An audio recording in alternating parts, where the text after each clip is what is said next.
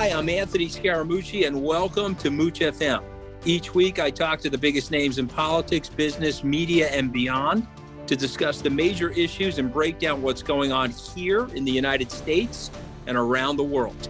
Coming up, John Bresnahan is co-founder of Punchbowl News. William D. Cohen is a former investment banker, business writer, and New York Times best-selling author. And Simon Littler is an entrepreneur, philanthropist, and highly regarded wine expert. This is Mooch FM. John, thanks for joining me. What a week for America with Chauvin's verdict, obviously. Can you tell us what it's been like in D.C. this week? You know, there was before the verdict, it was pretty tense here, to be honest. There was they activated DC National Guard. The mayor Browser said was warned that they were concerned about unrest, and depending on the verdict on the Hill. I know there was a lot of trepidation in both sides, but especially among Black Democrats. The CBC, they were going around. Members were going around asking each other, talking to each other. And, so I was there. The CBC met right as the verdict was being announced. Well, 90 minutes or so between when they said that the verdict had been reached and when it was announced was really kind of scary. And the CBC actually met in a room off the House floor, and members were like holding hands. They were nervous. And then I think once the verdict came out and Chauvin was convicted, I think there was some satisfaction, at least that happened. But they were concerned, that people are going to say, well, all the system's fixed, everything is working the way it should work. So, I think there was some relief more than anything, to be honest, that there was a conviction in what a lot of people thought was a clearly defined case. So let me play devil's advocate for a moment, because unfortunately, sometimes I'm trapped in the Twitter triangle, which is like the Bermuda Triangle. You get into it, John, and then you can't get out of it. Right. And in the Twitter triangle, there's obviously right-leaning people that think that the trial was unfair. The American quarterback, Brett Favre, who plays for the Green Bay Packers, said, of course, the police officer didn't intentionally try to kill him, even though he was on his neck with his knee for 9+ minutes. Right. When you read this stuff, if you do read this stuff, what is your reaction to that sort of reaction to the verdict? I'd heard that from some of the members up here. There were some Republicans were saying the same thing. I see what you see on Twitter. I hear what you hear from members. I'm kind of personally, I'm kind of stunned that anybody would watch that video and would think that there was any other reason than, what was in front of them. I mean, you could see yourselves, everyone could see. And I think most people felt that way. There was, I would say, in the Republican leadership, they understood it. But I say, there's some, how it is. I mean, you know what the parties have become, and no matter what happens, if one side likes it, the other side hates it, and it doesn't matter. I mean, I don't think any American could feel comfortable with what they saw on that video. I mean, there's no matter what your political persuasion is. So, I think the idea that, Chauvin got railroaded or something, I just think it strikes, I think a lot of people, and it strikes me as kind of just crazy. And, they just want to be, if one side is for it, the other side has to be against it. No, and I hear you. I mean, to me, it's very troubling that we could have this sort of reality distortion going on in the U.S. It's a question about the Biden administration and the way they handled this, John. What's your take on the way the Vice President Harris and President Biden handled the case? I was surprised by Biden's comments after the Maxine Waters controversy. I was surprised because Biden leaned in pretty hard, and you would have thought, I mean, after President Trump, who was not afraid to take those, Biden's a much more cautious guy. He's more in the vein of a Barack Obama, who was a cautious guy. And normally you think, and Biden leaned pretty hard. Harris was also a cautious person. I think, she has on this issue, I think she probably feels strongly personally, but I think she's tried to, be careful in what she says. I mean, she's, everything she says is being scrutinized very, very, very closely. I mean, this is a person, because of President Biden's age, she could end up serving, as president fairly soon. So depending, we'll see how it happens. I hope that's not the case, but everybody has to be realistic. The president is 78. I thought she was cautious. I got to tell you, I was surprised about Biden. I was surprised he leaned in as hard as he did on that. What was the reaction on the Hill to Representative Maxine Waters for her comments amidst the trial? And what are your thoughts there? It's interesting. There's a couple that happens in a couple different levels. First, anybody who knows Waters, and I've known Maxine Waters for a long time, more than 20 years now, she will say things, she will push buttons. That's what she has done throughout her career.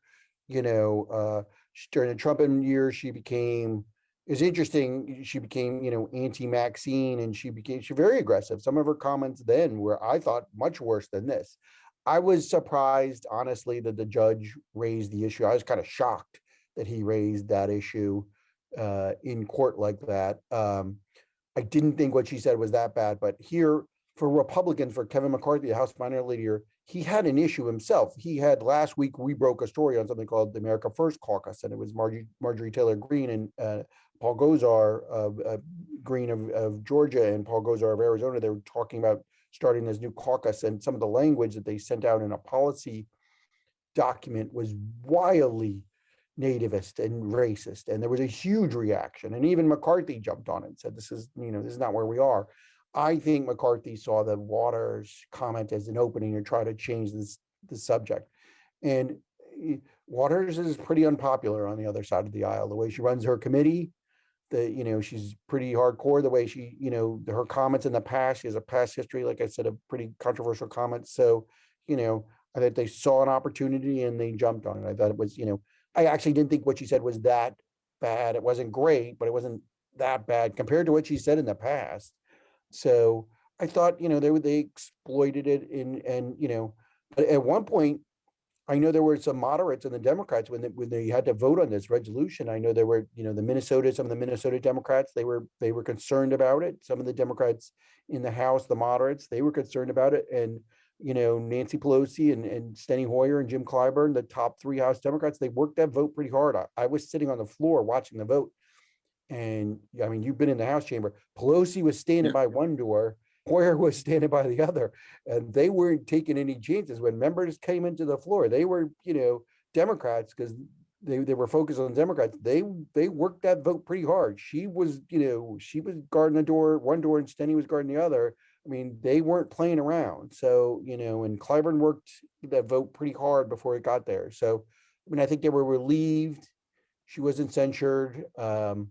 In the past, it's only been used for pretty extraordinary punishment. I mean, I was there when Charlie Rangel was censured, and that was pretty, after a very serious ethics investigation. So I do think there's going to be, now there's a lot of Democrats who are saying, we were going to go after some of these Republicans over their action on January 6th, but we didn't. Their leadership talked it down. They tried to diffuse some of the tension. And I feel now they're going to try and retaliate because of what happened with Waters. I don't think this is over yet. I mean, listen, it's a mess. In the meantime, the American people are struggling. Right. Depending on the count, I'm obviously an economist running money. I mean, if you really want to look through the statistics, there's about 30 million people that are literally out of work right now. These guys are fighting in a way that I think is nonsensical to serving the interests of the people of the United States. But you and I both know Right. Washington. That's just the way it works. Let's switch gears for a second. Can the Congress be helpful in combating China? What's your take there? I wrote on this week. So there's a bunch of different pieces of legislation moving in the Senate. Will they get through? It's unclear, but let me just let me just kind of lay this out a little bit. There's three major threads going right now. The Senate Majority Leader Chuck Schumer has a bill with Todd Young, a Republican of Indiana, called the Endless Frontier Act. They want to beef up. They want to spend a lot of money through the National Science Foundation. They want to take that and spend $100 billion over the next decade, run it through this National Science Foundation, and focus on high tech research and advanced manufacturing research and real pure research, which is something the U.S. government used to fund a lot of, but has moved away. And now most of the research, scientific research in this country is funded by private, corporations, and they do it for commercial interests. It's a little different, but they Schumer and Young are pushing this, this bill to really dramatically ramp up the kind of pure research. And then we've got a bill in that just went through the Senate Foreign Relations Committee called the Strategic Competition Act.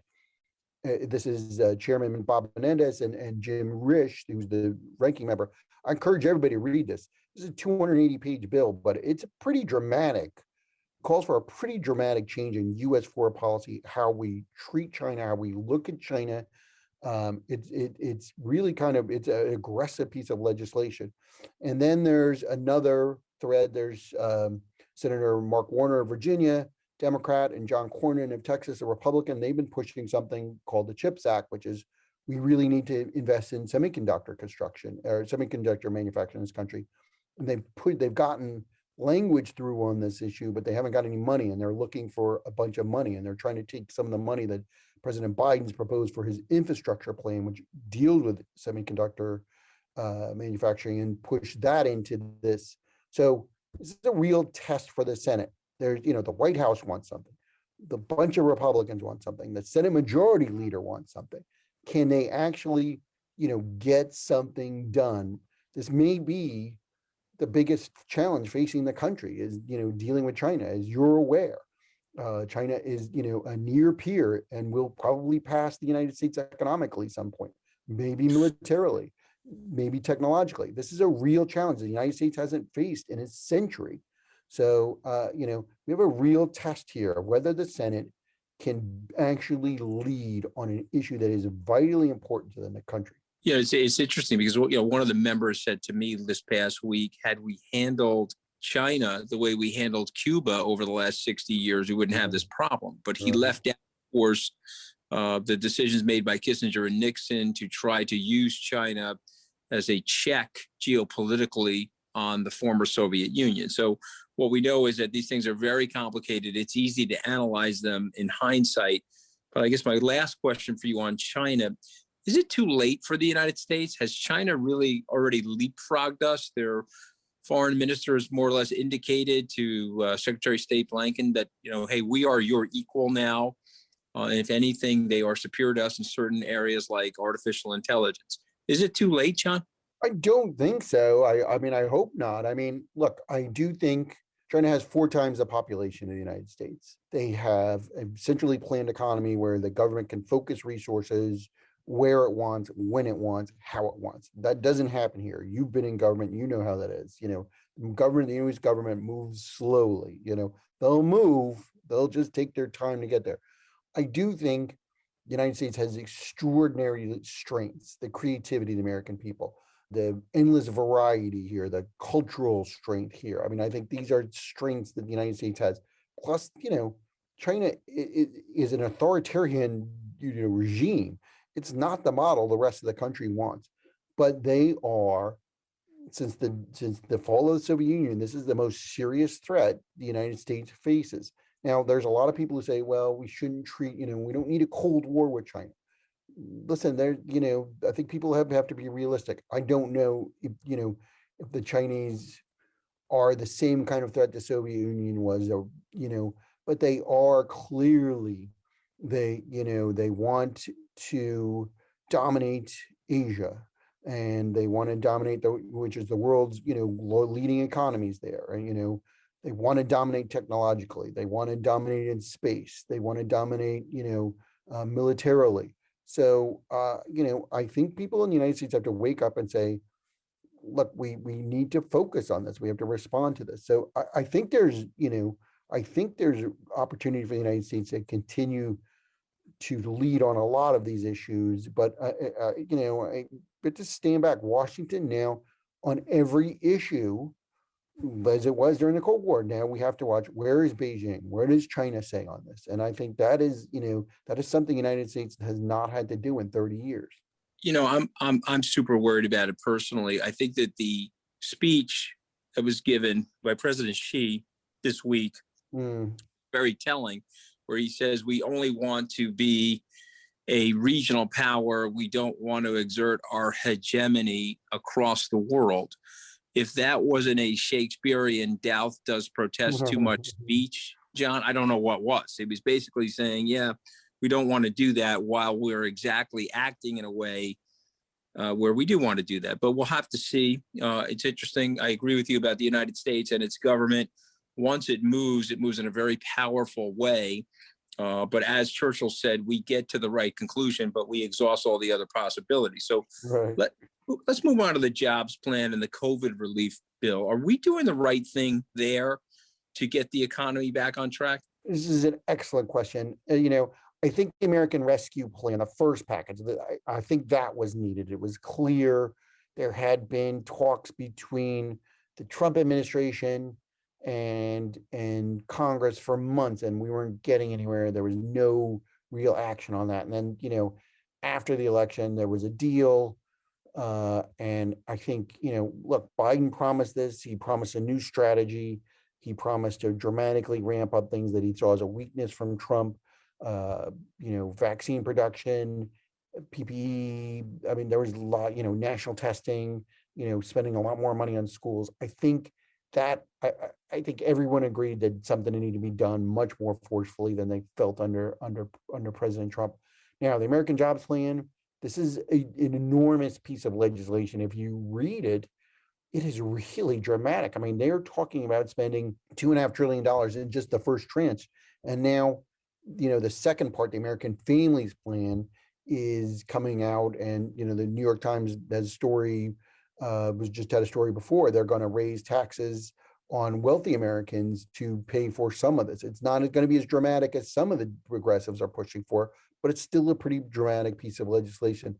It's unbelievable to me that the amounts of money they're talking about, and some of it will be offset by higher taxes, and some of it is just debt, new debt. It's just stunning to me how much money that we talked about. I did a story recently. We've spent more than $6 trillion responding to the COVID pandemic. I mean, that's far more than the United States spent on World War II. The amount of resources dedicated has been phenomenal. And I do think this is a wildly ambitious piece of legislation. And I think the economy is coming back. We see that the jobless numbers are getting better. Hiring is picking up. It's slow. You talked about it, though. There 10 million jobs disappeared in the last year. So it's going to take a while to come back. I think people would feel, the Republicans at least would feel better with an interim step, a mid-sized step, $1 trillion. So, but when they talk about, $2, $3, $4 trillion, I think that makes the markets nervous. I think it makes moderate Democrats nervous. I think clearly makes Republicans nervous, but, this is what, Biden was elected, and he said he was going to do this, and, he's going to try and deliver on it. What's it like to work with Jake Sherman on a daily basis, John? And I can be your therapist here. Go ahead. And I'll need it, so I'll text you on. Look, Jake, I've been working now for Jake over 12 years. I met Jake. He was basically out of college, and a friend of ours at the Wall Street Journal texted me, said, "Look, we got this kid. He's an intern over here. I was at Politico. You should hire him." And I said, "Okay, I hope he's not terrible." I didn't say it that nicely. And he just, since the day one, he just has this passion for Congress and for getting behind the scenes. I mean, you meet some reporters who have, Jim. I worked with Jim Van Dyke, he's now at Axios. He was kind of, you think of him like as a 5-tool player in baseball. He could do it all. And Jake is kind of that person, and he's passionate about it. He lives and breathes this stuff. Jake will call me, like we get up at 4 a.m. and we start working, and he'll, at 4 a.m. he's already banging. And, at 10 p.m., he'll text me, be like, we got to do this, we got to do this, we got to do that. So, I mean, what I admire so much is his ambition. He's so ambitious. He wants to do anything, and he's willing to learn. And you can just feel it. He's charismatic, and his energy, and you feel it. My other colleague, Anna Palmer, I feel kind of like their dad, because I knew these kids, when they were in their 20s, and now they're, they're, in their mid 30s. I knew him when he was coming out of college. Now he's a dad with 2 kids, so just to see, the great thing to see your friends, you see them go to the next level as human beings, and you're like, wow, you're kind of blown away. And that's how I feel about both of them. He's also a comedian, okay? Because Yeah, name something that lasted longer than the Super League, okay? And Jake Sherman replies on Twitter, @Scaramucci. Is that a very nice thing to say? You're gonna have to take that up with Jake. I'm not, Hey, don't worry. I don't listen. They make fun of me on Twitter, so they do this all by the the way, time. I can take it. I'm like a crash dummy. When they exploded me out of the White House and rolled me into Pennsylvania Avenue on broken glass and tire spikes, no problem. Okay, but you tell Sherman I'm coming for him. Okay. Oh yeah. All right. No, I'm Will teasing you. do. I think he's brilliant. I think what you guys do every morning. And before I let you go, can you tell us what Punch Bowl is? Jake did a good job of describing it, but I want Mooch FM listeners to tune in to what Punch Bowl is doing. Yeah, we're a subscription newsletter that covers Congress and covers power in Washington. And that's what we focus on. We focus on the leadership on Capitol Hill. We focus on the White House. We don't get bogged down. I'm not here for Twitter crap with Marjorie Taylor Greene and some of these other people, or AOC Twitter war with somebody. I'm not here for that. What we try to do is, here's the people in power. This is the ones you got to focus on. Here's what they're doing. Here's what they're going to do next week or next month or next year. That's where we try to do every day. And we try to be, we try to give you some news, and we try to, engage you. We try to build a community. I mean, what's clear after the last couple of years is the media is going to have to change. And we think we're trying to engage our readers, our subscribers, in a way that we feel is much more intimate than we have in the past. We're not going to just here's a story, we don't really care what you think about it. We're going to try and get, we take surveys of our readers. This is what they're looking for. We try to deliver on that.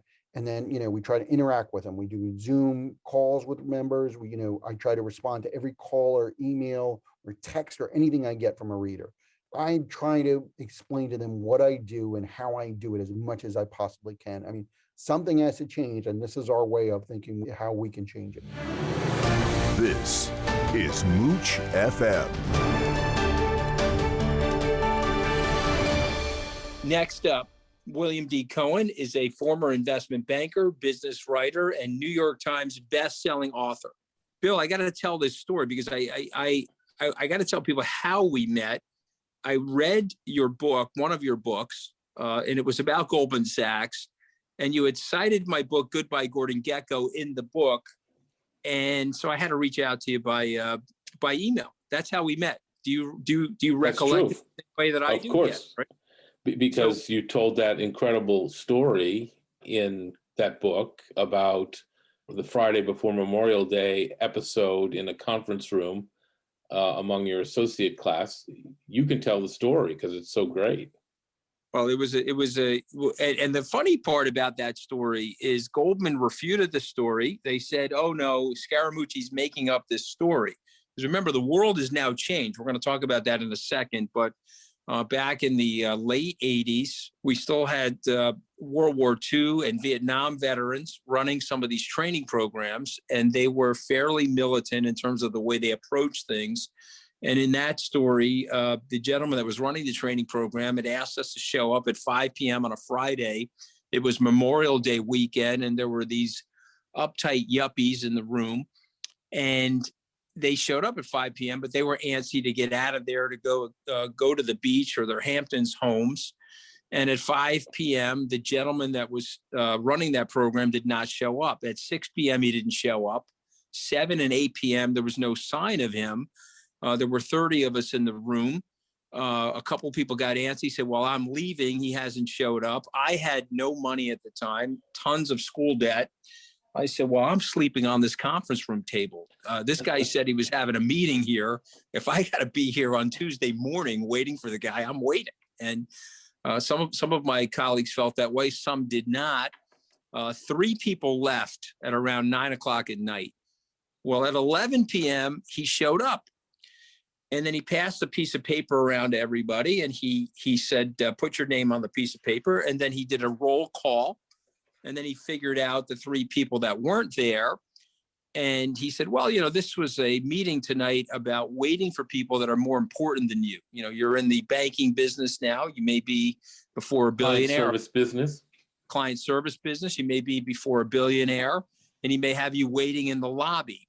Are you an uptight yuppie from the Harvard Business School? Or are you somebody that's willing to subordinate your ego to the client and wait for him? Who are you? And that was tonight's lesson. Class dismissed. And then on that Tuesday, he fired the 3 people that left. He didn't care if they were black, white, women, didn't care. He fired them. And of course, you wrote that story in your book. Goldman then refuted the story, and I had to get the guy out of retirement, who was the mayor of Eaglesmere. But I said, oh, no, I remember that story. That's 100% true. But we're in a different world now. And I want to talk to you about the world that we're in now. But I want to, for our Mooch FM listeners, I want you to start with your career. Tell us about your time on Wall Street, why you left to become a business writer and a best-selling author. And then I want to talk about where we are today. Well, I'll try to give your listeners the abridged version. You may remember, Anthony, that I started as a journalist. I had been a history major at Duke and thought I was going to change the world, and then thought that journalism was the way to do that. I was a child of the Watergate reporting, Woodward and Bernstein, and the bringing down of the president. I ate that up with a spoon when I was a kid, and that had a very big impact on me.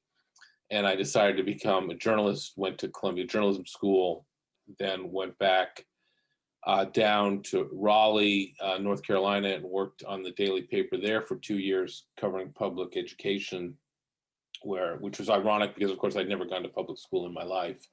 But I did that and then went back to Columbia Business School, and then with the idea that I was going to try desperately to get a job at the Wall Street Journal, because I so admired the reporting and writing in the Journal during the days when the Bancroft family owned it before it was sold to Rupert Murdoch, when they, these incredible deals would occur on Wall Street, and then you'd wait a couple of days, and then there'd be this big takeout in the Journal that just told you the tick-tock of everything that happened on these big deals. And I was just couldn't get enough of that. And I thought, that's what I want to do.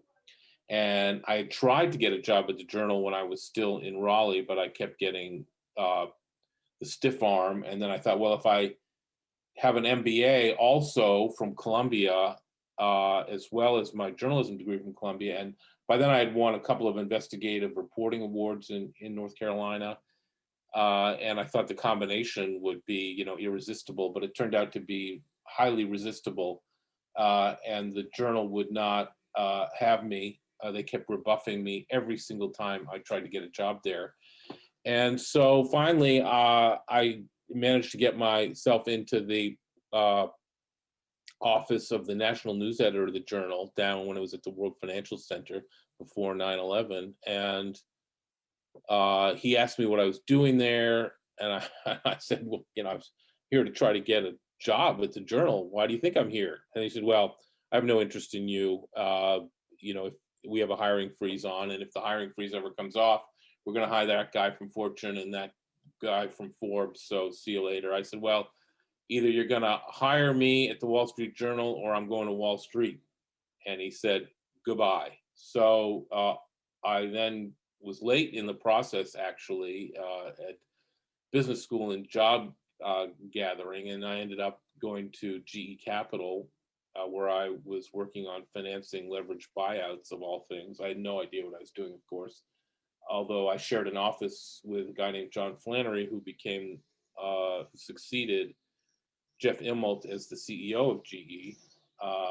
So that's sort of an interesting twist. And I did that for 2 years. And you may recall, Anthony, that I started there in September of 1987. And in October of 1987, the stock market crashed 22.6% in one day.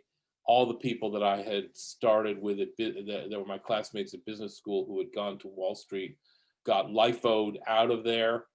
And here it was, this former journalist who had no business being on Wall Street, was at GE Capital, which was, of course, safe at that time, would later prove to be dramatically unsafe, but that would be much later. And I had a job and they all lost their jobs. So eventually I left there and went to Lazard, and then Merrill, and then JP Morgan Chase. And I was at first a restructuring banker at Lazard, which was an incredible experience. Worked on some of the biggest restructuring of all time, Revco, Allied Federated, among them. And it was an incredible experience. And then I had to transform myself into an M&A banker, which I did, and then eventually was running the media and telecom M&A group at JP Morgan Chase. And then, I got zotzed, Anthony. I got fired by JP Morgan Chase in January of 2004. Something that happens to me often, Bill. Yeah, I was there for more than one mooch, but I did, it was apparent that after 9/11, the investment banking business was going down the tubes. JP Morgan had bought Chase and hadn't fully integrated it yet, and there was huge amount of redundancy in the investment bank. Earnings projections were missed wildly. Now we think of JP Morgan Chase as a incredible, earnings behemoth, earnings machine. Back then, there was a lot of questions about the efficacy of the merger. I was not politically adept. A lot of people would say I was disrespectful of my bosses because I didn't suck up properly, which is a requirement on Wall Street. And of course, I became expendable. I was very highly paid. I was older. I was in my 40s. So I got zotzed. And that was a very dark period for me, Anthony. I had 2 young children, 2 young sons. I was then blackballed from Wall Street by my previous partners at JP Morgan Chase. And I had to figure out what I was going to do. I realized, unfortunately, that, you get paid a lot of money if you've got the uniform on. It's like, Logan Mankins at the, left tackle for the New England Patriots gets not paid $9 million a year to be the left tackle of the New England Patriots. That's great, but when he's no longer the left tackle for the New England Patriots, guess what? No one's going to pay him $9 million a year to be Logan Mankins, non-tackle for the New England Patriots. So no one was going to pay me anything. As I said, I was blackballed. I couldn't get a job on Wall Street, and so I had to literally reinvent myself, and it was scary. And I realized, Anthony, that the only thing that I had to go back to self-reliance. What could I do myself that no one could take away from me? What could I do that no one would be my boss, tell me what to do? No one, I wouldn't have to suck up to anybody anymore. And what I realized is that I had these reporting and writing skills, even though they had been completely unused for 20 years, because the last thing anybody wants on Wall Street is somebody who can report and write. Unless it's a PowerPoint, which is, of course, a ridiculous form of writing. So I decided I'm going to write this book about Lazard. It was a really interesting place when I was there. I never had any intention of writing a book about Lazard or any book about Wall Street, but now I was in this desperate situation. I wrote a 100-page book proposal that became a phenomenon in book publishing. There was an M&A process to try to buy that book, and eventually it got bought by Doubleday, and my editor Bill Thomas there, and Steve Rubin, the publisher there, believed in me. Somehow, even though I had not written a word in 20 years, Anthony, they bought the book on that outline. It was really a story of about the four men who really were running Lazard at that time. Felix Rowett and Michel Davigve, Bruce Wasserstein, and Steve Ratner. And the book became not only a bestseller, it won the 2007 FT Goldman Sachs Business Book of the Year award. And so suddenly, I mean, this guy who was not a writer, who had been a banker for 20 years, is suddenly a best-selling author, beating out Nassim Taleb in Black Swan, beating out Alan Greenspan's memoir to win this award. And of course, that led to Graydon Carter calling me and saying, do I want to write for Vanity Fair? And then I was literally off to the races. House of Cards became a very big bestseller. Then the Goldman book. Then, as you know, the book about the Duke lacrosse case, which you have many, many copies of. And, it's been a remarkable run. As I say, it was extremely hard personally and professionally after I got unsummarily zotzed by my former partners at JP Morgan Chase. Very painful period of my life, but it all worked out for the best. And, obviously I couldn't be happier now. And that's a really big lesson for our young listeners. You're taking these twists and turns, and then life shocks you with events that you're not planning, and then it causes you to adapt. And then what ends up happening is, through some good fortune, you realize that you're on the path that you should be on. You're obviously an exceptional writer. I've read every one of your books. I can critique them all. The one that you're mentioning about the Duke lacrosse scandal, The Price of Silence, a fascinating book, because in the book you're detailing how people make decisions. Some of it's based on status, some of it's based on race, frankly, some of it's based on, perception. So that book was a great book. The book on Goldman I thought was enjoyable for me. I had spent 7 years of my life at Goldman. I couldn't believe the sources that you got there and how accurate those stories were. The book that you wrote recently about your friends, I think it came out in 2019, if I remember, it was the summer of 2019. I read the book. It was called The Four Friends, I think, right? Four Friends. Okay, but it was a book about John F. Kennedy Jr. Jack Berman was in it as well. And I'm sorry, I'm not going to remember. Harry Bull and Will Daniel, who was the grandson of Harry Truman. I remember the two of them, but there were the four friends. Very impressive. Tell us a little bit about that book, because I found that book to be fascinating.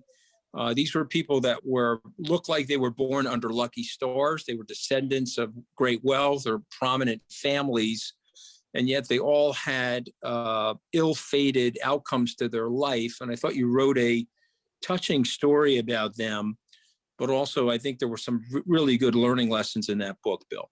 Well, again, thank you, Anthony, and you're such a great reader. I really appreciate it.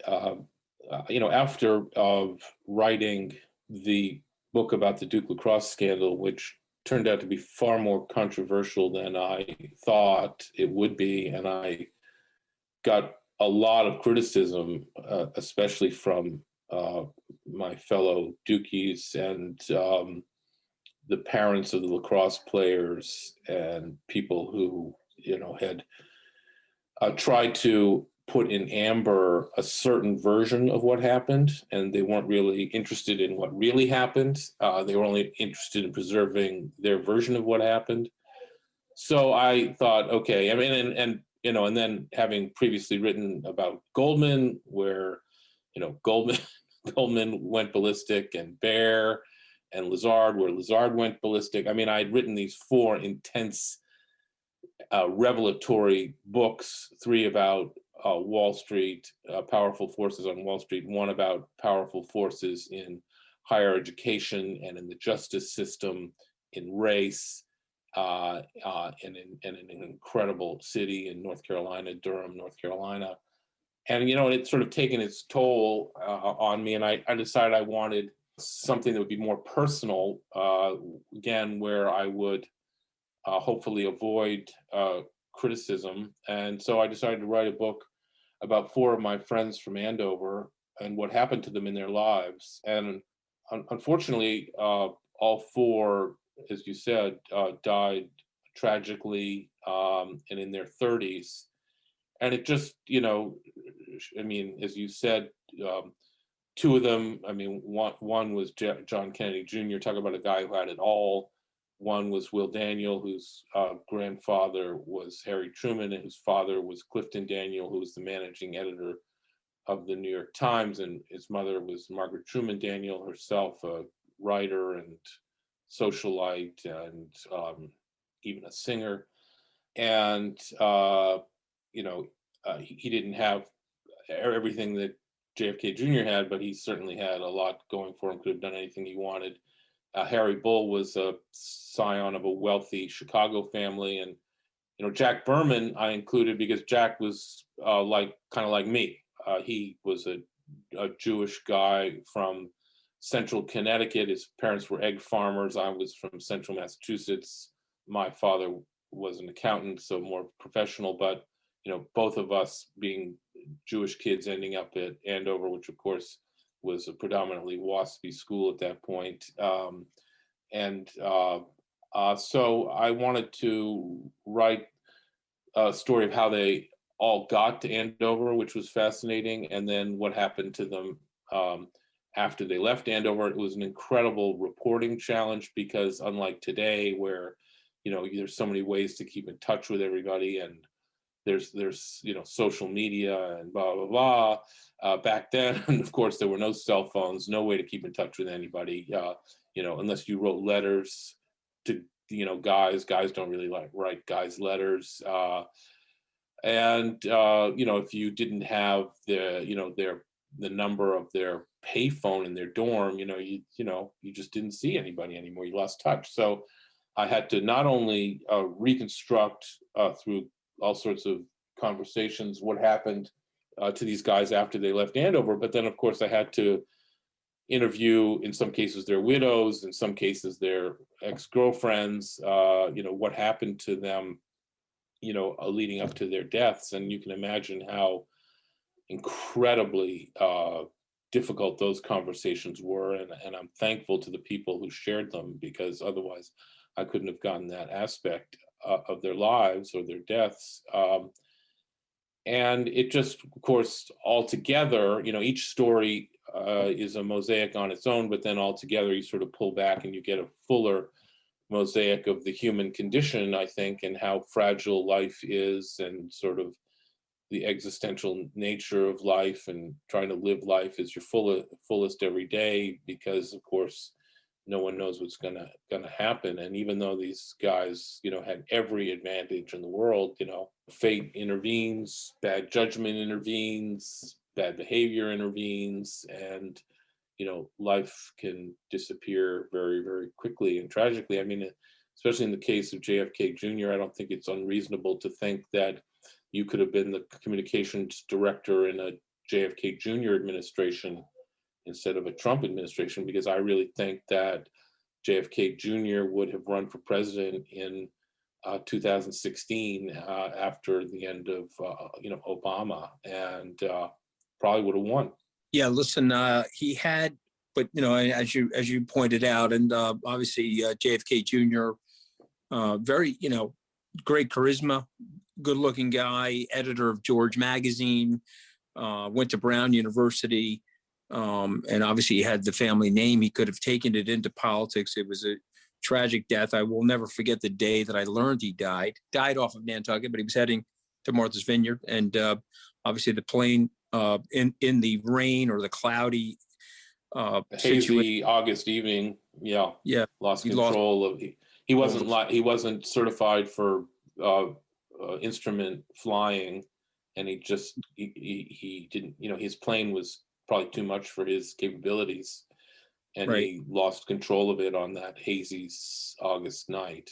But I think that what July. touched me about that book was you're talking about the fragility of life, but also there's pressure on people. It's a weird thing. When you grow up in a blue collar area like I did, you sometimes look at wealthy people, they say, oh, they have it all. And then, if you become wealthy, you realize, well, wait a minute, they don't have it all. They're all dealing with the human condition just in varying levels. But then when you find, with great irony, there are people that feel the pressure of their family. They feel the pressure of the monuments, literally the statues of their ancestry that stare down at them as they're trying to live their lives. And I think you pointed it out in that book. So I just wanted to bring that book up for our listeners. It was a great read. You're writing a book right now. Before we let you go, Bill, tell us what you're writing right now and why you're writing it. Well, Anthony, thank you. I'm writing a book now about GE, the rise and fall of GE. It's a history of the company, so it's going to be long. It's going to be Cohen-esque. This was at one point the greatest company in the world, the most innovative company in the world, the most valuable company in the world, the technology leader in the world, had the greatest CEO in the world. It was sort of the Apple, Microsoft. How about Sears Roebuck, right? Sears Roebuck was the Amazon, and then obviously, this is about companies losing their way once they get complacent, profitable. And make bad decisions, don't really understand, what is embedded inside their company. I don't think Jeff Immelt fully appreciated that he had, half of his company was a big unregulated bank. So you can imagine what happened in 2008 when a big unregulated bank relying on the commercial paper market gets into trouble.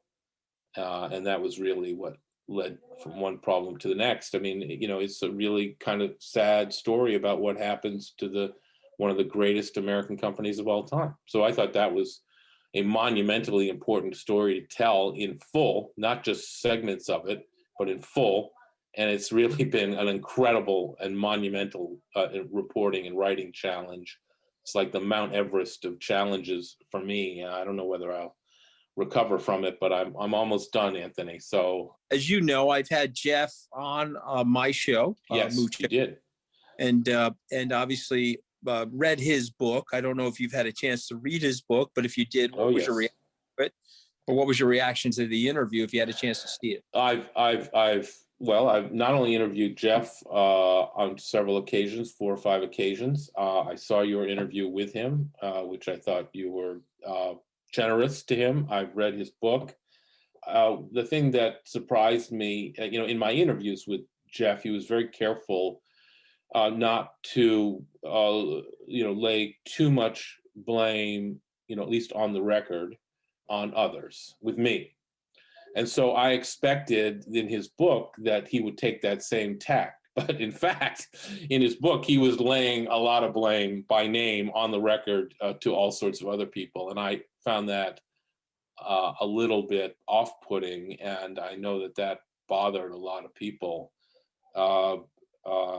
He tried to take some blame onto himself, but it sort of rang hollow as he kept blaming other people. So, he was dealt a much tougher hand by Jack than anyone ever acknowledged. So I think we have to be fair to him on that front. He took over, 4 days before 9/11. So obviously that radically changed the calculus at GE immediately. But he made a lot of mistakes that honestly another guy might not have made. And I think somebody who was less marketing oriented and sales oriented than Jeff, who was more a finance type, would have caught the problems going on at GE Capital and done something about them well before Jeff was forced to. So even though he went to, Dartmouth and Harvard Business School, I think he had a blind spot for what was going on at GE Capital, which of course became the black hole of the company. Yeah, it's interesting. But I think I was, perhaps generous to Jeff, but in my reading of it, and obviously, so I guess you're also affected by your upbringing and your life experiences. I think some of this stuff is providential, Bill. I think that you get in the right place in the right time, the company does super well. You're the genius. You get into the wrong place, and you make a few miscalculations, you're the GOAT. You know, it's the same as, I don't know if you remember Ralph Branca, who's a dear friend of mine. He threw a pitch to Bobby Thompson in October of 1951. It was the shepherd around the world. We learned later that Bobby Thompson, they were stealing the signs using a telescope and a buzzer. And so they knew the exact pitch that Ralph was throwing. But he was the GOAT in New York after that. You know, he played for the Brooklyn Dodgers. And, you know, some of that was luck, ill-fatedness, of being in the wrong place at the wrong time. Again, I'm not saying that there isn't culpability on Jeff's part in terms of the demise of GE. But what you and I both know, there's no company that has lasted in the Dow Jones Industrial Average since Charles Dow put that index together 100 plus ago. Not one company has been able to stay in it. I've had the durability to stay in it the whole time. And so I'm really looking forward to your book, because I'm sure there's going to be a lot of learning lessons in there about business and what happens. And about human nature and interactions between people. And, you know, it's important that people like Jeff Bezos and Tim Cook not get complacent about what they've accomplished, or Elon Musk, because, you know, the laws of creative destruction are powerful, and, you know, it can all go away right when you least expect it. So before I let you go, I took the liberty of opening up your book on my Kindle while you were speaking. And this is the book, Four Friends, Promising Lives Cut Short. You start the book with a quote from David Brooks. And I'm going to read the quote quickly, but I want your reaction to it, and then we'll close out. In most lives, there's a moment when people strip away all the branding and status symbols. Pay attention, our UK listeners. Let me read that again. In most lives, there's a moment when people strip away all the branding and status symbols, all the prestige that goes with having gone to a certain school or been born into a certain family. They leap out beyond the utilitarian logic and crash through the barriers of their fears. Why'd you start the book with that quote, Bill? What does that quote mean to you? Because, I mean, it was just so poignantly and well said, despite the grief that, you know, David Brooks has had recently. You know, I just thought it was so well said about how much people attach to certain names of schools, certain names of where you work, certain affiliations with other people, and, you know, you really cut through it all. And, you know, you've got to, regardless of where you went to school, regardless of who you hang out with, regardless of what the jersey is on your back, you know, you've got to earn every day. You know, it's rough out there. You've got to be smart every day. You've got to use your judgment every day. And you'll remember, Anthony, that the worst thing anybody can say about somebody who worked on Wall Street is they had poor judgment. Once somebody questions your judgment, you're kind of through in a business like on Wall Street. And I think that some of these guys, you know, suffered from poor judgment, and it had huge, you know, existential impact on their lives. And, you know, I think we need to just, you know, if we can, it's very hard, obviously, because of, you know, the social pressures and stigma that get attached to certain names. You know, we'd all be better off if we tried to shed some of that and just lived, you know, the best lives we possibly can. And I think, you know, I know you try to do that. I try to do that. And you once said something to me that I'll never forget. You know, we can disagree without being disagreeable. And I cherished that phrase, and you brought it to my attention. And, you know, that has nothing to do with where you went to school or what jersey you work, you know, have on your back when you work. You know, you just got to be a good person, work hard every day. This is Mooch FM. Next up, Simon Littler is an entrepreneur, philanthropist, and highly regarded wine expert. And I'm going to give you a little bit longer introduction here. As Simon knows, prior to me meeting him I knew nothing about wine. I grew up in a blue collar family. My grandfather was stepping on grapes, Simon, in the bathtub. Of course, the wine he was serving at his dinner table was like 45 proof, just to give you a sense for what the family was like. But when I met Simon for the first time, we began a wine party at Davos at the World Economic Forum, probably 10 or 11 years ago now, which has become a fairly famous party, primarily because of Simon's curation of wine. And so you're a wine expert, Simon. Tell us about this. How did you get into it? Oh gosh, it's a long story, Anthony. A bit like you, I grew up in a fairly basic family, middle class family in the UK, and I'm the youngest of three kids. My brother was a sommelier, and he was 10 years older than me, and so he was always bringing bits and pieces of wine over, and I'd always had a passion for cooking, and I just hooked up with a couple of my father's friends and my brother, and just stepped into wine, and didn't really intend to make a business out of it. I was actually a engineering and geology student, but then I just got pulled into it, and that was 30 odd years ago. And I've been traveling the world, enjoying wine, making wine, building vineyards, and enjoying wine with friends like you. So it's been a great journey. Well, I mean, I have to confess, some of the best tasting wines that I've had in my life have come through you. You turned me into a big fan of wine. But let's talk to people that don't know a lot about wine. Let's talk to people that could be self-conscious when they're ordering wine, which I was at one time in my life. I got the menu. I've got my client with me. I want to order a nice bottle of wine that will impress them, but I don't want to look ostentatious. Flip side is I want to look knowledgeable. So give us a quick skinny. What do you tell people in that situation? So I think, wine's a complex subject, and it's a little bit like life, and we don't know everything. And definitely I do not know everything about wine. And so it's about exploration and just not being afraid. I mean, there should be no pretension in wine. And so the first thing you do in that situation is ask someone.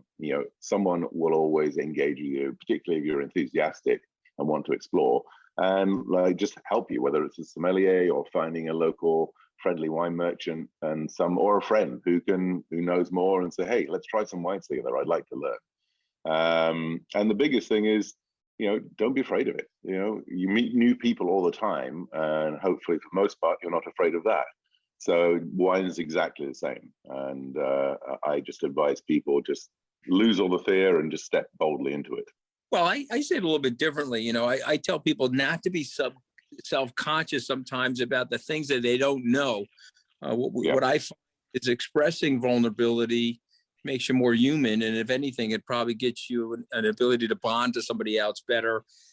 Frankly, as you and I have. I've leaned on you many times over the years for good wine, good ideas.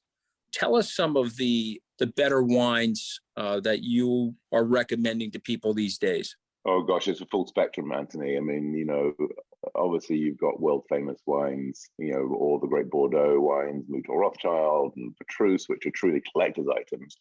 But that's at a level which is super rare and very expensive. And I think for me, there's as much joy in finding just the great wines that represent great quality and value. And I recommend to friends, wines are $20, $25, which are, and at the moment I'm just tasting lots of rosé, for instance. It's just about balance. There's lots of average wine out there, but there's also a lot of great wine. And we as people, great wine is usually a balanced wine. It's bright. It's not over alcoholic. It's not too fruity. And it's just, it comes together. It's like a great party or even a great choir. If you've got a choir which is really singing together, then it can be 1 + 1 + 1 = 10. And the same thing with great wine or even great food. And all of a sudden it'll ping and it'll just take you to a different place. And that's one of the things I love about wine, and it connects people. You and I connected over wine. I agree with that, and I'm probably embarrassing myself on my own podcast here to let people know that you've sent me many cases of wine during the pandemic. I'd like to blame all the consumption of your wine on my mother-in-law June Ball, okay, as opposed to me and my wife Deirdre. But then, of course, that would be a lie because we are equally consuming. But what are you doing to help people cope with the recent going-ons and working and living through the pandemic? Oh gosh. I mean, yeah, I have a whole extended group of friends here in San Francisco that, yes, I write up a little newsletter of what I found recently, and they're welcome to get a case or two from me. You know, for me, it's about connection with people, and more often than not, I just pick up the phone to people that I'm friends with, wine friends, and you know, just pass the time of day. And I think the biggest thing for most people this pandemic is connection. And I love wine because it helps you not just connect with other people, but connect with yourself. And for me, that's just a little service that is really wonderful that we can all do, is just, you know, reach out to people and connect with people. So that's one of the key things I love about wine, and that's, for me, how I love helping people. I have to tell you, you've helped me a lot. You know, I mean, you've made me look smarter in these situations. Our parties, I think, have been well lubricated, but also you've put some knowledge on people. I'm reminiscing here about a party that you and I had in Switzerland, where I think you pulled out a bottle of port that was probably from the time of the American Civil War. Obviously, it was from Portugal, but tell us about that wine. Do you remember that wine? I do. You know, our dear friend Adrian Bridge from Taylor's Port very kindly agreed to come and speak at our benevolence dinner for the wine forum there, which is something we do where members who are philanthropically minded gather around wine and do great works. And I asked him to pull something special out of his cellar. And Taylor's is one of the oldest port houses. And he said, well, let me see. And he rang me back. He said, well, actually, you know, we had the dwindling remnants of a small barrel from 1860. And we bottled it recently. We only got 60 bottles. I'll bring a case across, which was incredibly generous of him. So this is a tawny port, which means it's aged in oak and allowed to oxidize a little bit. But it's just, I remember I sat next to you that night, Anthony, and there was probably 80, 90 people in the room, and we each had a glass and was poured for us. And it's one of those moments I love because almost the entire room went silent. You know, on that first sip, it took everyone to some magical place that this incredible wine that was, at that point, 160 years old, just transported them. And I remember you gripped me on the arm, and you just like, this is one of the best experiences of my life. And well, who would have known? I felt that the historical context of what was going on, and the fact that this was, you know, let's 6 or 7 generations ago, that somebody had made it, and it was well enough preserved and frankly delicious, and it was being shared with us, which was effectively the future for those people. I mean, look, it was a beautiful moment for many, many people, and which speaks to leisure and hospitality in general. The leisure and hospitality industry, to me, is about making memories and making moments. That was one of the more sweet moments, if you will. But what do you say to people who have taken the hit this year or last year in 2020? Where are we going from here? How do we get back to where we were? Or are we ever getting back to where we were, Simon, from your perspective? I think it's hard to chart the future at the moment. I think there's been harsh things this last year. There's also been wonderful things. I'd like to think there's some lessons out of this in terms of, you know, what really counts in life. And when we are enforced, you know, to have a little bit more of a simple life and spend, you know, huge amounts of time at home, with family, with children, just all, you know, in your own environment. I think there are a lot of positives. You know, people are realizing they have 3 or 4 hours of extra time a day because they're not commuting, and they can actually go for a walk in their garden at lunchtime, or you know, have lunch with their kids sometimes. And I think, you know, speaking to a lot of people, you know, there's been a lot of joy in that, and realization that maybe, you know, we just keep ourselves so frenetically busy, and with so little space that we just don't have time to be ourselves. And I think for me, the future is about how can we keep hold of that honesty, that authenticity of self, and take that into sort of looking at the world, looking at ourselves, looking at what we're doing in a sort of a cleaner and better way, because the world needs it. We've got a lot of issues out there, and I think a lot of them, we just all get caught up in and swept along, and no one takes a pause. And I think this is a big pause, and I really hope that all of us take a lesson. I mean, just a simple thing: do I need to get in a car to go to a place and create pollution? Do I need to get on a plane, really, or can I do it via Zoom? And do I really need to spend 3 weeks away from my kids when I can probably not do that, and I can be a father or a parent to my children? I think there's a lot of magical stuff to be learned, and I really hope going forward that we take that time to think a little bit more.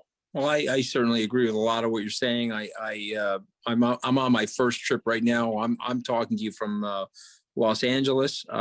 This is probably the second time I've been on an airplane in the last 14 months. And it dawns on me that I don't need to be doing this as much as I once thought I did. But having said that, it is also fun to be out here. Mm-hmm. I want to switch to your work with the Inside Circle Foundation. Tell our listeners a little bit about that. What is the Inside Circle Foundation?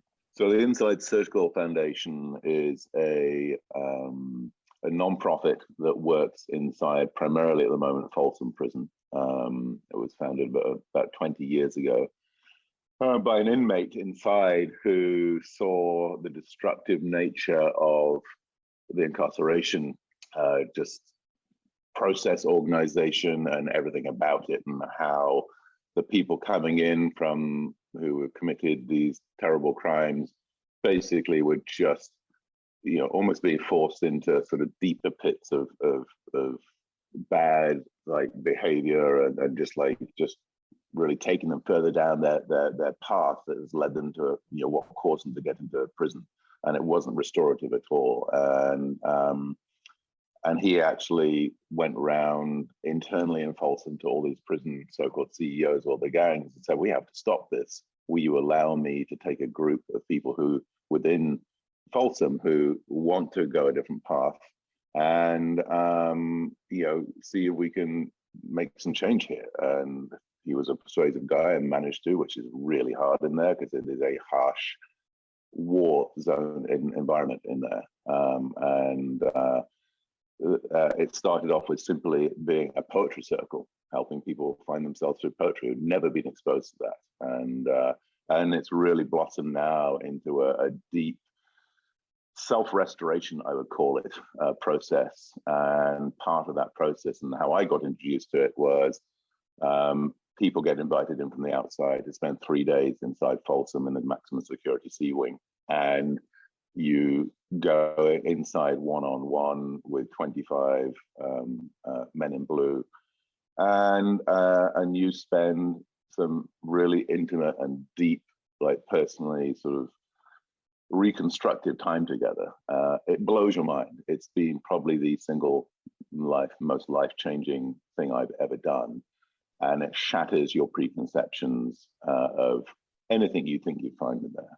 Certainly, you'd never think you'd have connection with the people inside, just like we were talking about connection around wine. And sitting in front of someone who's in prison for a murder and has been there for 26 years, and after the work they've done, be able to honestly see this beautiful human being inside in front of you it's kind of almost a psychotic break for your brain to be able to be in that position, because I was thinking I was going to find the worst of people, and people that that I was just going to try and help in my own way, but I was afraid when I went in. I remember the feeling in my stomach.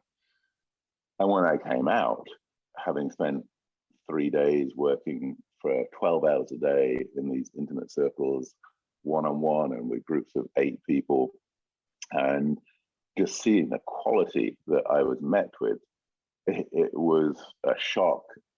And I think the biggest shock was coming out and actually having had this authentic, deep, honest conversations with these people that they demand on you. I mean, it's a harrowing experience in some respects, because it makes you turn a honest and truthful mirror on yourself and realize we're as much in prisons on the outside as they are physically inside. In fact, more so sometimes in the prisons of our minds. And coming out, and I was just reconsidering. I remember driving down from Folsom, like, how the hell do I approach life now? Because I could see where my own inauthenticity was just so, graphically real. And I was like, what am I doing in some aspects of my life? And it's been, and so we bring the people go through this process, and then they go up to the parole board, and the parole board now has begun to recognize Inside Circle and allow people out who would never have got out.